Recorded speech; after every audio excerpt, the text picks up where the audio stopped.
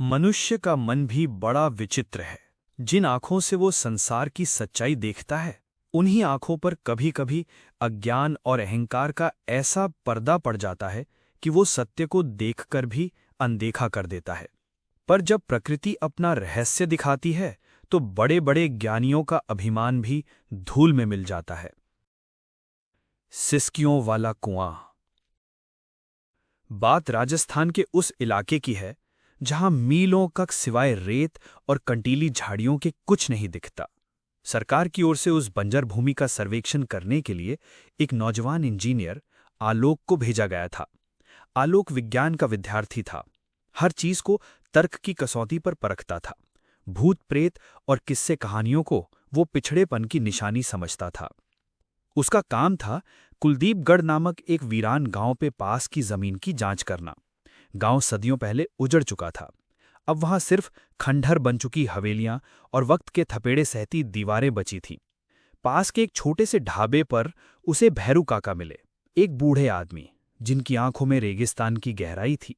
जब भैरू काका को पता चला कि आलोक कुलदीपगढ़ के पास डेरा डालने वाला है, तो उन्होंने उसे चेताया, बेटा, कहीं भी सो जाना, पर उस पुराने कुएं के पास रात मत गुजारना। क्यों काका, कोई जंगली जानवर आता है क्या? आलोक ने मुस्कुराते हुए पूछा। भैरू काका ने गहरी सांस लेकर कहा, जानवर से खतरनाक चीज है बेटा, वो सिसकियों वाला कुआं है। कहते हैं कई 100 साल पहले जब यहां भयंकर अकाल पड़ा और जालिम ठाकुर ने लगान के लिए बहू बेटियों की इज्जत पर हाथ डालना चाहा, तो गांव की औरतें अपनी लाज बचाने के लिए उसी कुएं में कूद गई थी। तब से हर अमावस की रात उस कुएं से उनकी सिसकियां सुनाई देती हैं। आलोक जोर से हंस पड़ा। काका, आप भी क्या बातें करते हैं? कुएं के अंदर हवा के घूमने से आवाज आती होगी और आप लोगों ने कहानी बना ली। भेरू काका चुप हो गए। उन्होंने बस इतना कहा, हमने तो बता दिया, आके तेरी मर्जी।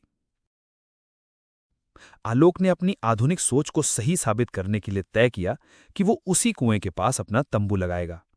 शाम ढली, सूरज रेगिस्तान के क्षितिज में समा गया और जल्द ही चारों ओर स्याह अंधेरा छा गया।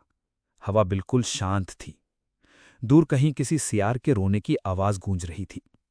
आलोक अपनी छोटी सी मेज पर लालटेन जलाकर रिपोर्ट लिख रहा था और मन ही मन भैरू काका की बातों पर हंस रहा था। जब रात गहरी हुई तो अचानक उसे लगा जैसे कोई धीरे धीरे रो रहा है, बहुत धीमी, दबी हुई आवाज। उसने कान लगाकर सुना। यह हवा का खेल नहीं था, ये किसी इंसान के रोने की आवाज थी, जैसे कोई अपना गला घोटकर सिसक रहा हो। आवाज कुएं के भीतर से आ रही थी। आलोक का दिल जोर से धड़का।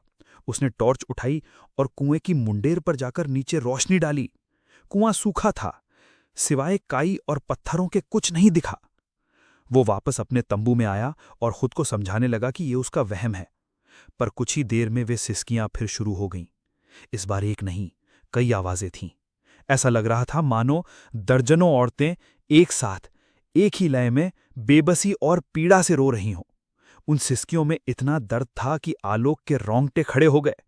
उसका विज्ञान, उसका तर्क, सब उस दर्द भरी आवाज के आगे हार गए।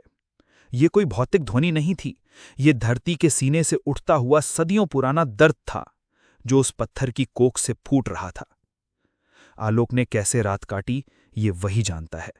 सुबह की पहली किरण फूटते ही उसने सारा सामान समेटा और वहां से ऐसे भागा जैसे उसके पीछे कोई मौत की सेना पड़ी हो। उसने अपनी सरकारी रिपोर्ट में लिख दिया कि वो जमीन किसी भी निर्माण कार्य के लिए उपयुक्त नहीं है, क्योंकि वहां की भूमिगत संरचना अस्थिर है। उसने कभी किसी को असली वजह नहीं बताई। पर उस रात के बाद आलोक ने फिर कभी किसी स्थानीय कहानी या विश्वास का मजाक नहीं उड़ाया। वो समझ गया कि कुछ घाव इतने गहरे होते हैं कि समय भी उन्हें भर नहीं पाता, वे बस सिसकियां बनकर जिंदा रह जाते हैं। अगली बार हम आपको ले चलेंगे हिमालय की बर्फीली वादियों में, जहां एक अकेला यात्री एक ऐसी परछाई का सामना करता है जो उसकी अपनी नहीं थी। क्या राज था उस पहाड़ों की परछाई का? जानने के लिए हमारी अगली कहानी का इंतजार करें। ये कहानी आपको कैसी लगी, हमें कमेंट करके अवश्य बताएं। अगर पसंद आई हो तो कृपया इस ऑडियो बुक को लाइक करें, अपने मित्रों के साथ शेयर करें और हमारे चैनल को सब्सक्राइब करना ना भूलें। धन्यवाद।